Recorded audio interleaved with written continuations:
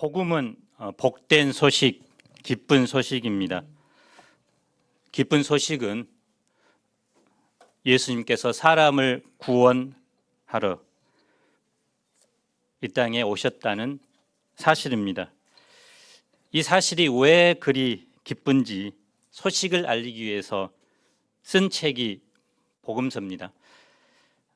마가는 예수님의 종의 모습을, 누가는 예수님의 인간적인 모습을, 요한은 예수님의 신성을 강조합니다. 그리고 마태는 왕으로서의 예수님을 강조합니다.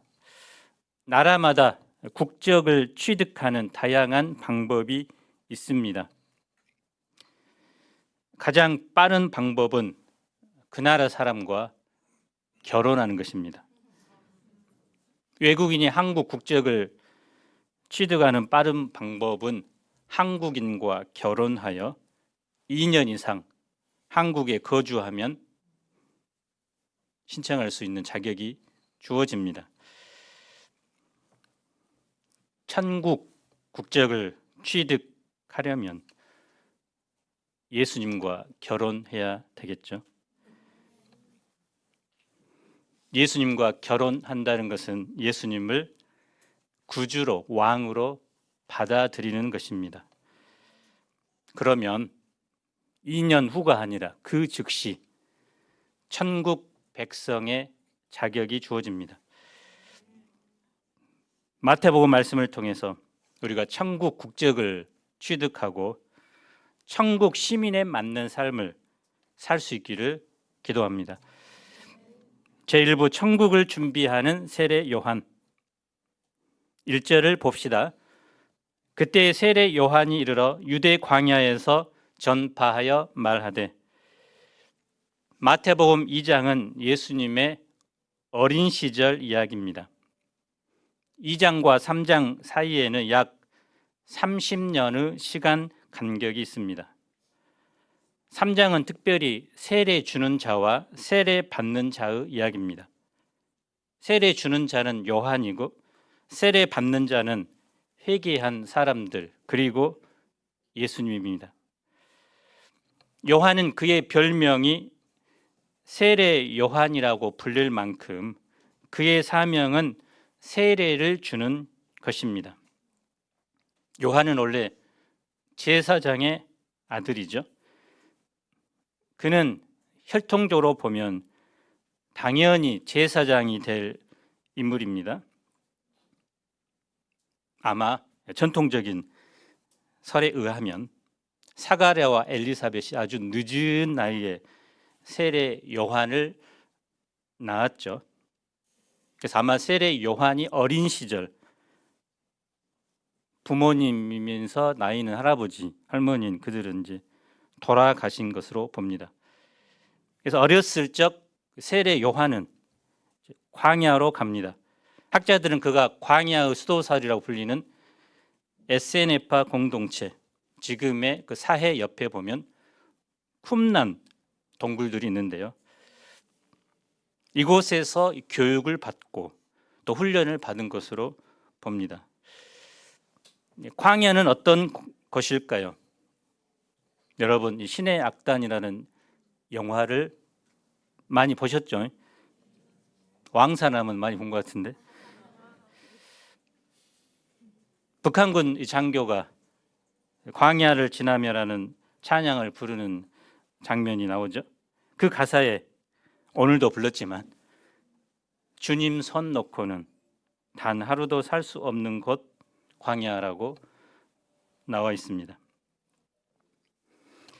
올해 여름 수양회 때 이 광야를 지나며라는 원곡을 부른 희주일의 김동욱 목사님을 특강 강사로 초청했습니다. 직접 오셔서 간증도 하고 이 노래를 부를 것입니다. 광야는 시원한 나무 한 그루, 풀 한 폭이 거의 없는 황무지입니다. 저도 가봤습니다. 저기 먹을 것, 입을 것이 절대적으로 부족합니다. 낮에는 장렬하는 태양으로 뜨겁고 밤은 급격한 기온 강화로 매우 춥습니다.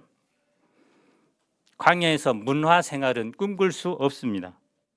휴대폰도 터지지 않고 인터넷은 먹통이어서 자동 미디어 금식이 됩니다. 노아, 모세, 다윗, 다니엘, 엘리야, 그리고 세례 요한, 이들의 공통점이 무엇일까요? 광야라는 학교, 제도권 학교가 아니라 광야라는 학교, 선생님은 하나님이죠. 학생은 본인 자기 자신. 광야에서 외로움과 절대 고독 속에서 하나님이 쓰실 만한 자들로 훈련받은 사람들입니다. 그래서 깨어 있게 하고 또 그 시대를 각성시키는 그런 영적 지도자들이 배출되는 학교가 바로 이 광야의 학교입니다. 영적인 힘은 바로 광야의 영성에서 나옵니다. 광고지에 보면 다음 주가 이제 부활절이잖아요. 부활절 전주는 무슨 기간입니까? 고난 주간이죠. 그래서 오늘이 이제 종려주일, 예수님이 예루살렘에 입성하시는 날이고 또 일주일 동안 예루살렘에 입성하셔서 갖가지 말씀들을 가르치고 붙잡히시고 죽으시고 부활하시는 그 일련의 사건들이 이번 주에 벌어집니다.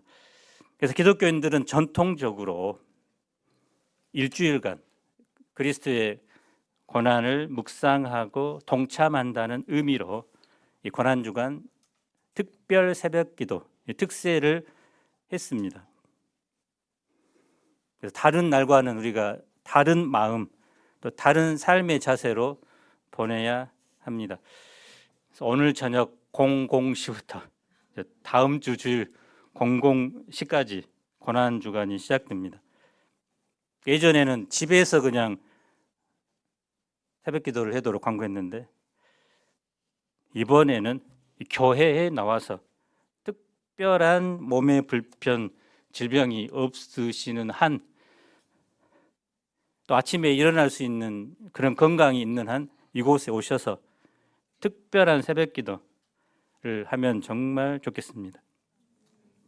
예수님이 나를 위해서 이제 고난받고 죽으셨는데 일주일간 이거보다는 없겠죠. 사실은 더한 것도 하겠죠. 그리고 이제 미디어 금식입니다. 그래서 우리가 스마트폰, 유튜브 또 갖가지 그 미디어에 거의 이제 중독 수준이 되어서 시간만 나면 이제 들여다보고 있는데요. 업무를 하거나 또 공부를 하거나 뭐 그런 것들을 위해서는 우리가 한 주간은 좀 보더라도 뭐 다른 거 뭐 게임이냐 뭐 스포츠 시청, 요즘 또 프로야구가 개막돼서 지금 형제들은 엄청 좋아하는데 그런 것들을 좀 절제하는, 실제적으로 한 주간은 도심 속에서 광야를 경험하는 시간이 됐으면 정말 좋겠습니다. 그래서 우리도 한 주간은 광야로 나갑시다. 저기 보이죠? 광주가 아니라 저기 갔다고 생각하고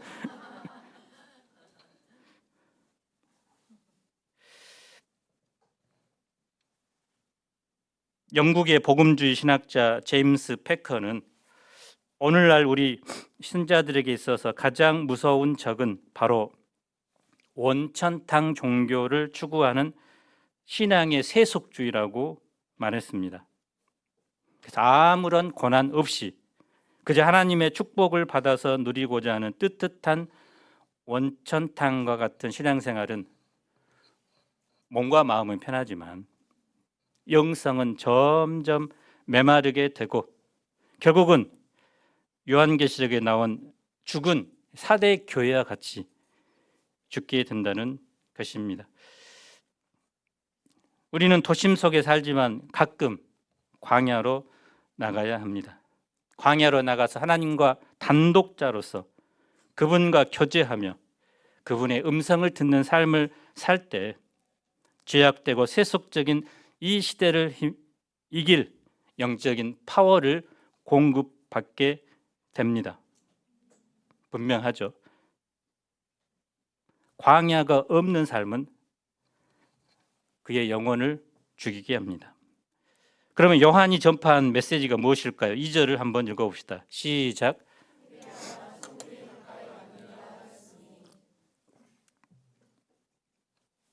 아주 거칠고 단순합니다.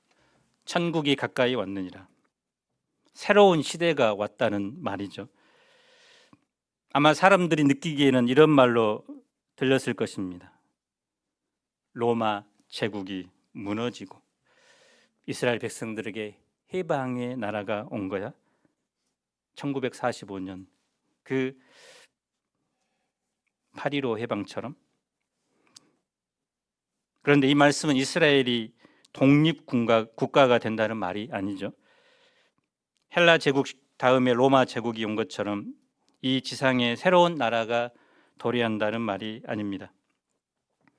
말 그대로 천국, 하늘나라, 하나님의 나라가 임했다는 선포입니다. 하나님 나라의 왕이 오셨다는 선포입니다.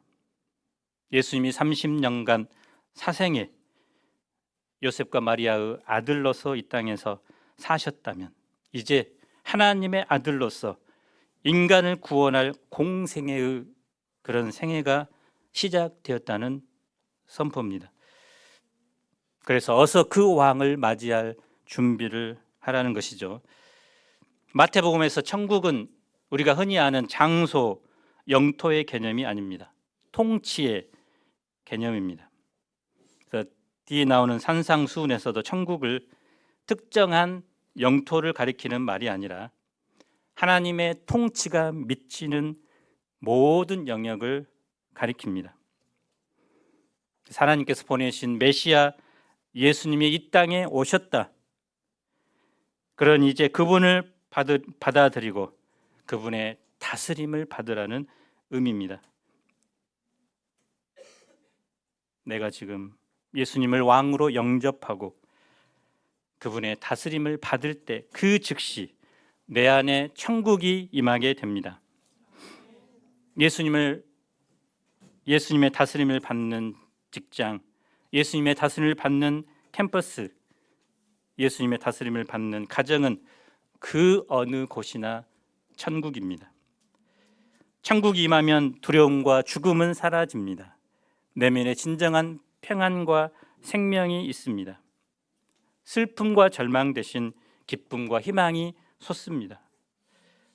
천국은 먼 데 있지 않습니다. 이미 천국은 왔습니다. 예수님이 이 땅에 오심으로 천국은 시작되었고 예수님이 다시 오실 때 그 천국은 완성됩니다. 아담 한 사람이 불순종함으로 인해서 모든 인간에게 죄와 죽음이 들어왔습니다. 그 결과 천국을 잃고 지옥의 삶을 살아갑니다. 입시 지옥, 취업 지옥, 출퇴근 지옥, 심지어는 육아 지옥. 애들 섬기는 것도 지옥이라고 말하잖아요. 부동산 지옥. 사람들은 지옥이 되어버린 세상에서 삽니다. 하나님이 주시는 평강과 기쁨을 잃어버리고 허무와 우울, 날선 비판, 경쟁 의식 속에 삽니다. 그런데 이런 지옥의 삶에서 벗어나는 길이 열렸습니다. 바로 회개라는 천국의 비밀 번호를 누르는 것입니다. 우리 광주 3부 3층 홀에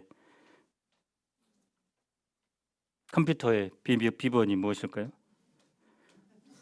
가르쳐도 되니까 한글로 천국. 천국 치고 들어가면 저기 들어갑니다. 회개하라는 말은 사실 듣기 거북한 말이죠. 경찰서에 끌려가서 범죄를 자백하라는 말처럼 들립니다. 그러나 회개하라는 이 말씀은 우리를 천국으로 초청하는 초대장입니다. 가까이 온 천국을 누리며 하나님의 백성이 되기 위해서는 누구도 예의 없이 회개해야 합니다. 하나님 나라는 오직 회개한 사람들에게 선물로 주어집니다. 그렇기 때문에 혹시 누가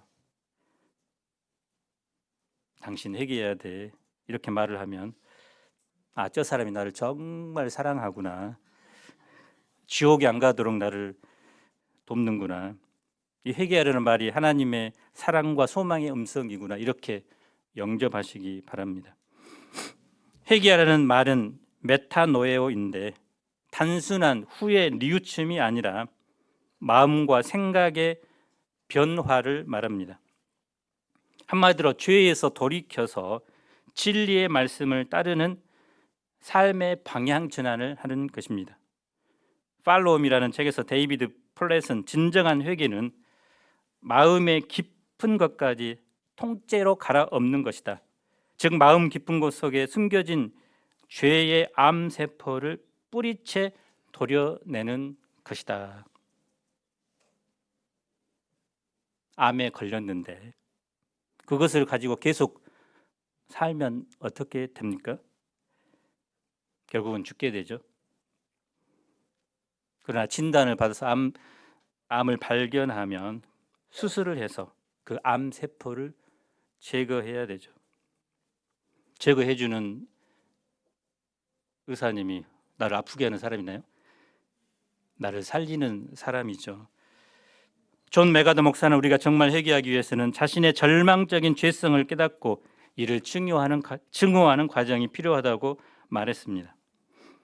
죄에 대한 증오, 미움이 있을 때 그것을 과감하게 버릴 수 있고 이제 삶의 변화가 일어나게 됩니다. 그런데 그 회개를 언제 해야 할까요? 다음 달에, 몇 년 후에. 언제입니까? 지금이죠. 유명한 율법 선생이 제자에게 이런 말을 했습니다. 너희는 죽기 하루 전에 회개해라. 제자가 반문하죠. 우리가 언제 죽을지 날짜를 알 수 있나요? 이때 선생이 지혜로운 말을 합니다. 그렇다면 이유를 묻지 말고 오늘 회개하라. 내일 죽을지도 모르기 때문이다. 회개의 참 모습을 보여준 사람이 바로 마태복음의 저자 마태입니다. 그는 유대 사회에서 매국노라고 불리는 세리였습니다. 동족들이 어떻게 되든 돈만을 추구하는 삶을 살았습니다. 그런 그가 예수님을 만났습니다. 나를 따르라 하시는 예수님의 부름의 음성에 모든 것을 버리고 예수님을 따르는 제자가 됩니다. 누가복음 19장에 나온 다른 세리가 있습니다. 삭개오죠. 그는 조금 지위가 높아서 세리장입니다. 그는 예수님을 구원자로 영접하고 감격 가운데 이렇게 말합니다. 주여 보시옵소서. 내 소유의 절반을 가난한 자들에게 주겠사오며 만일 누구의 것을 빼앗은 일이 있으면 내 갑절이나 갚겠나이다. 이렇게 삶의 완전한 변화가 바로 진정한 회개입니다. 근데 회개하면서 삭개오는 얼마나 기뻐했나요? 그동안 이루어온 모든 소유의 절반을 이제 띄어서 가난한 사람들에게 나누어 주었고 또 등쳐먹은 사람들 찾아가서 용서를 구하고 전부 다 이제 4배를 갚아 주었습니다. 마음과 삶의 변화를 통한 기쁨과 행복이 있었기 때문에 이런 일이 가능합니다. 그런데 여전히 예수님을 믿고 사는 사람 중에서도 천국을 맛보지 못하고 지옥을 맛보고 우울과 슬픔 가운데 사는 사람들이 있죠. 내가 구원받고 하나님의 자녀가 된 것 같은데 왜 마음에 이렇게 기쁨이 없고 평안이 없지? 가진 것이 없어서가 아니죠. 미래의 불안 때문도 아니죠. 오늘 말씀의 기초에 보면 진정한 회개, 진정으로 변화되고자 하는 갈망이 없기 때문입니다. 여전히 지금의 삶이 만족스럽기 때문이죠. 내가 내 인생의 주인이 되어 내 생각과 욕심대로 살기 때문입니다. 주님을 왕으로 영접했지만 여전히 내 주변의 주님을 밀어놓고 자기 마음대로 살기 때문입니다. 세상을 사랑하기 때문입니다. 우리가 기억해야 할 것은 회개하고 예수님을 나의 진정한 왕으로 영접한 사람들에게만 천국이 임한다는 사실입니다. 가까이 임한 이 천국을 누리고 소유한 유일한 길은 회개입니다. 우리가 내 인생의 모든 주권을 예수님께 내어 드립시다. 그리고 우리의 모든 삶의 영역에서 예수님의 통치를 받는 삶을 살아갑시다.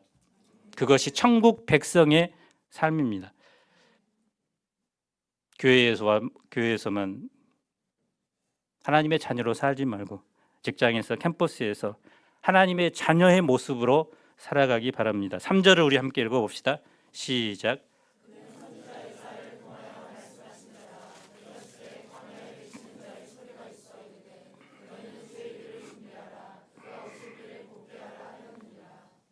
요한이 광야에서 회개의 메시지를 전파한 것은 우연히 일어난 일이 아닙니다.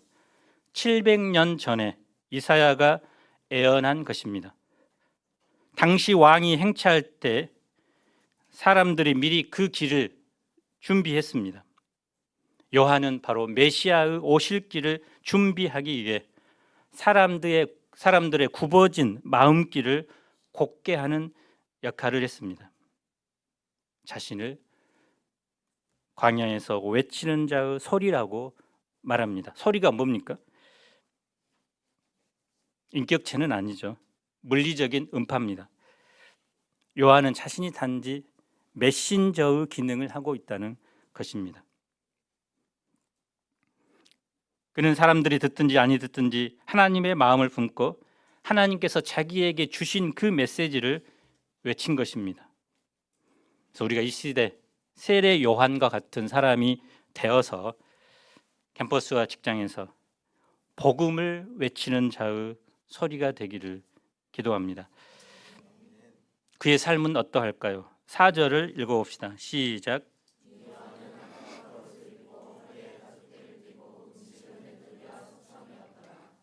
그의 삶은 한마디로 나는 자연인이다라는 프로그램이 생각나게 하죠. 낙타 털 옷 몸에 좀 좋은 것 같네요. 뜨거운 태양을 막아주고 태양빛을 막아주고 추운 밤에는 이제 담요 역할을 한 옷입니다. 그의 음식은 메뚜기와 석청입니다. 광야에서 구할 수 있는 검소한 먹거리입니다. 요한의 삶을 한마디로 정리하면 심플 라이프입니다. 단순한 삶. 이 단순하게 사는 것은 아무것도 안 하는 거나 재미없게 살라는 의미는 아니죠. 불필요한 것들을 줄이고 가치 있는 것에 집중하는 삶을 사는 것입니다. 어린 왕자의 저자 생텍쥐베리 아시죠?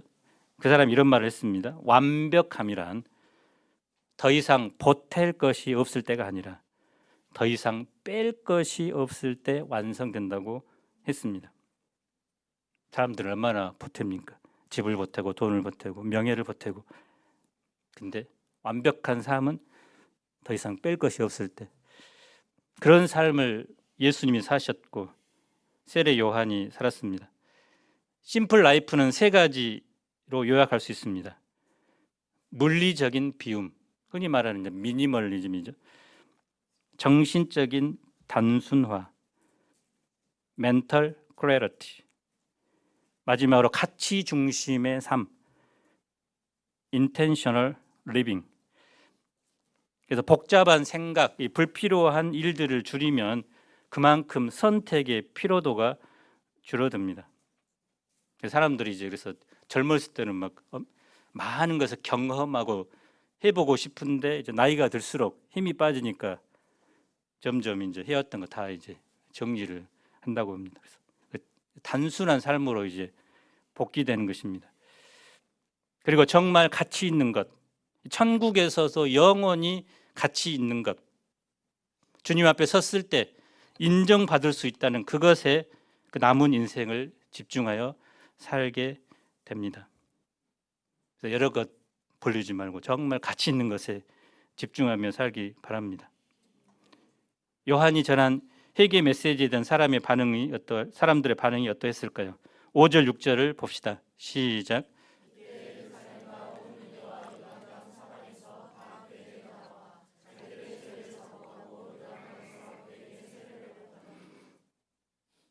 요한은 야성의 사람입니다. 나중에는 왕 앞에서도 담대하게 책망하죠. 광야의 흙먼지를 뒤집어 쓴 그의 모습, 자매들 보면 와, 좀 그래도 야성적이다, 멋있다고 이렇게 할 수도 있겠죠. 팔뚝에 막 힘줄이, 얼굴에 검은 얼굴, 땀방울. 근데 별로 고상하고 매력적이지는 않죠. 근데 그의 그 단순한 메시지는 사람들의 마음을 움직였습니다.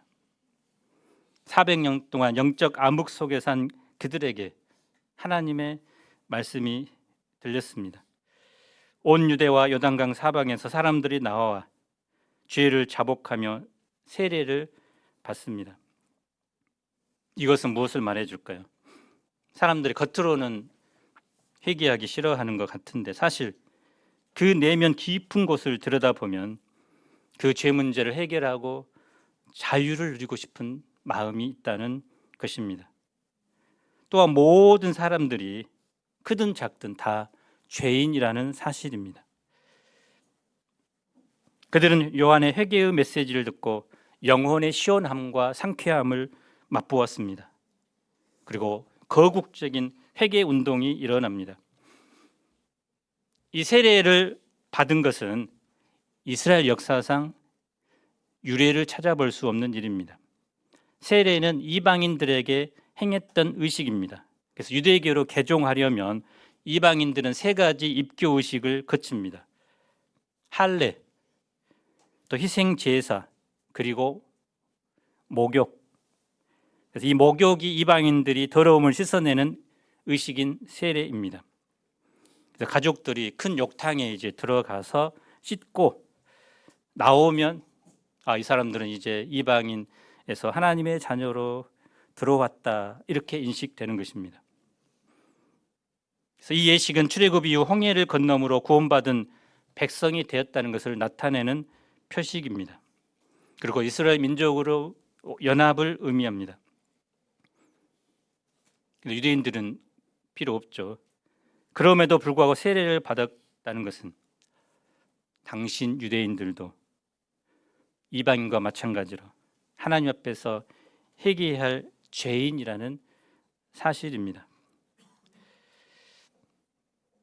소문을 듣고 바리새인들과 사두개인들도 찾아오죠. 그들을 향한 요한의 책망이 무엇일까요? 우리 함께 읽어봅시다. 시작.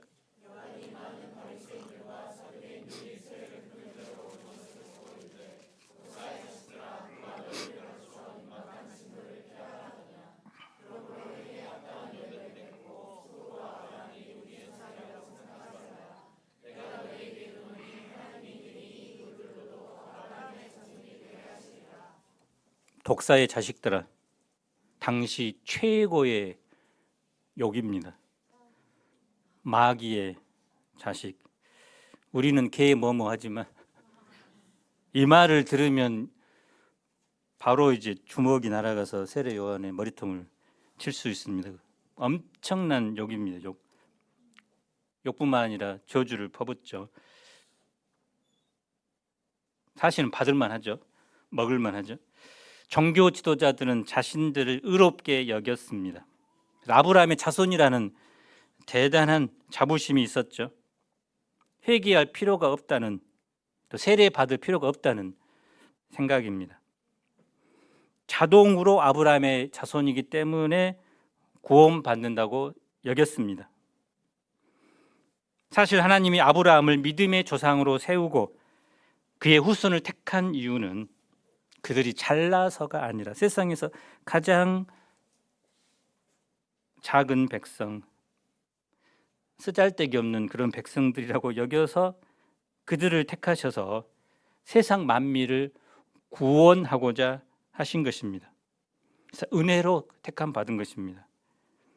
그들이 이런 구속 역사의 제사장 나라 거룩한 백성으로 택함 받은 것은 오직 하나님의 은총입니다. 그 택하심이 그들의 구원을 보장하는 것이 아닙니다. 그들도 이방인과 똑같이 회개하고 예수 그리스도를 영접해야 합니다. 하나님 나라에 금수저는 없습니다. 누구나 동일선상에서 출발합니다. 믿음의 부모를 만나서 태어났다고 해서 자동적으로 하나님 나라 백성이 되는 것이 아닙니다. 하나님은 현재 요한의 발밑에 굴러다니는 돌들로도 아브라함의 자손이 되게 하실 수 있습니다. 그래서 혈통이 중요한 것이 아니라 회개하고 열매를 맺는 것이 중요합니다. 회개에 합당한 열매가 없으면 죄에서 돌이키지 않을 때 심판은 피하지 못합니다. 누가복음의 병행 구절에서는 회개에 합당한 열매를 구체적으로 이렇게 표현합니다. 옷 2벌 있는 자는 옷 없는 자에게 나눠줄 것이요 먹을 것이 있는 자도 그렇게 할 것이니라. 부가된 것 외에는 거두지 말라. 강탈하지 말며 사람들에게 강탈하지 말며 거짓으로 고발하지 말고 받는 급료를 족한 줄로 알라. 이처럼 삶의 변화가 있는 것이 진정한 회개고 하나님의 백성입니다. 10절을 봅시다. 도끼가 가지나 나무 몸통에 놓인 것이 아닙니다. 뿌리에 놓여 있죠. 뿌리가 잘려나가면 끝입니다. 회복할 기회가 영원히 상실됩니다. 회개하는 알곡들은 천국 곳간에 들어가지만 회개하지 않는 쭉정이들은 지옥불에 태워지게 된다고 말합니다. 요한은 자기 뒤에 오실 분을 이렇게 증거합니다. 우리 11절을 봅시다. 읽어보겠습니다. 시작.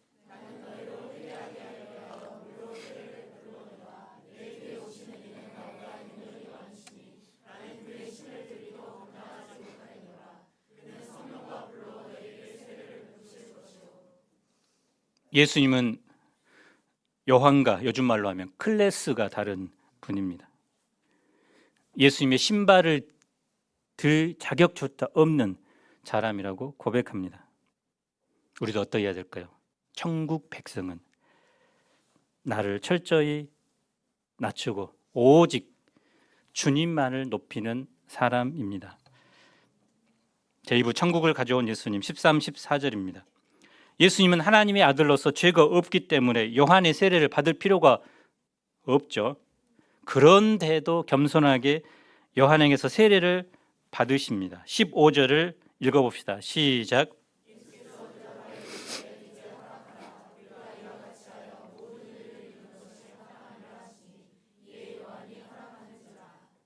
공동 번역 성경은 이 부분을 좀 더 쉽게 번역합니다. 지금은 내가 하자는 대로 하여라. 우리가 이렇게 하여야 하나님께서 원하시는 모든 일이 이루어진다. 그래서 하나님이 뜻이 다른 거죠.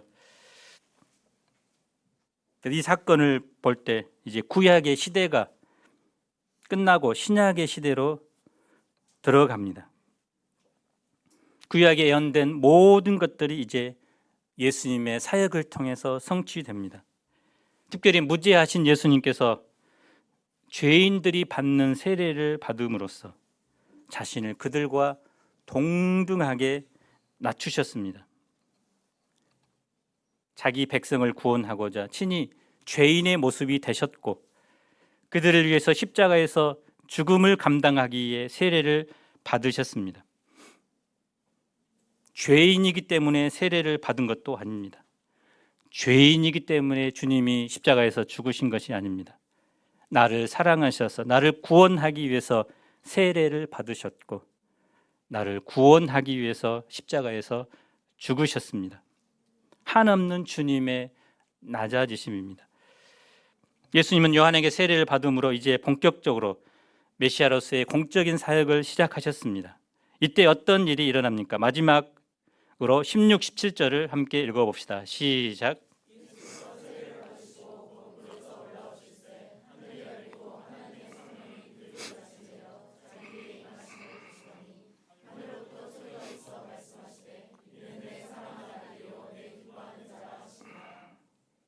이것은 객관적 사실입니다.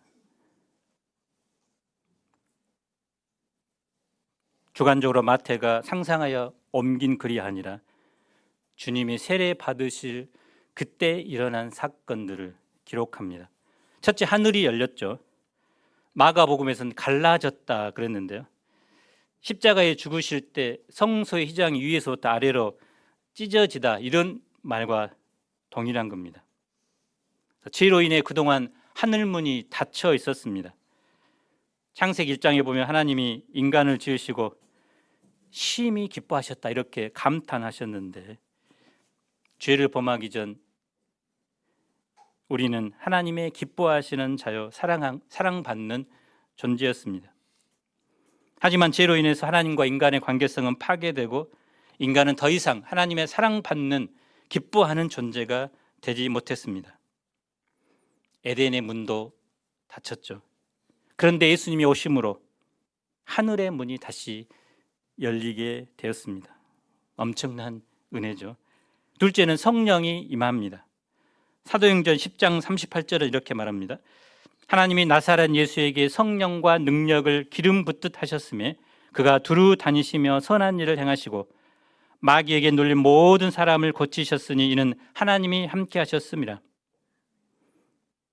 성령이 임함으로 이제 예수님께서 사람 살리는 사역을 하셨습니다. 특히 비둘기라는 표현을 보면 비둘기는 가난한 사람들이 하나님께 나아가서 속죄함을 받게 하는 대속 제물입니다. 예수님께서 이제 모든 사람을 대신하여 친히 십자가에서 속죄 제물이 될 것을 예표하는 사건이기도 합니다. 마지막으로 하나님의 음성이 들립니다. 내 사랑하는 아들이요 내 기뻐하는 자라. 사랑하는 이라는 말에는 유일한이라는 말이 뜻이 있습니다. 하나님께서 인정하시는 유일한 아들은 바로 예수 그리스도이십니다. 다른 사람, 다른 것을 통해서 하나님께 나아갈 수 없습니다. 오직 유일한 독생자 예수님을 통해서 우리가 하나님께 나아갑니다. 하나님의 사랑하는 아들, 내 기뻐하는 자가 바로 예수님의 정체성입니다. 예수님은 존재 자체적으로 하나님의 아들이요, 또 예수님의 삶 자체가 하나님을 기쁘시게 하는 삶이었습니다. 이 모든 사건을 가리켜서 이제 메시아의 취임식이라고 부르죠. 마찬가지로 이제 결론적으로 회개하고 천국을 선물로 받은 우리의 정체성이 바뀌었습니다. 우리 김하은 자매도 하나님의 사랑받는 딸, 또 그의 삶도 하나님이 기뻐하시는 삶이 되었습니다. 거기다가 우리에게 한 가지 더 직분을 주셨죠. 이 시대 캠퍼스 영혼들을 섬기는 목자라는 정체성입니다. 때로 이제 사는 것이 힘들고 괴롭고 일이 잘 풀리지 않을 때 이런 생각이 듭니다. 하나님, 왜 세상 사는 것이 이렇게 힘든가요?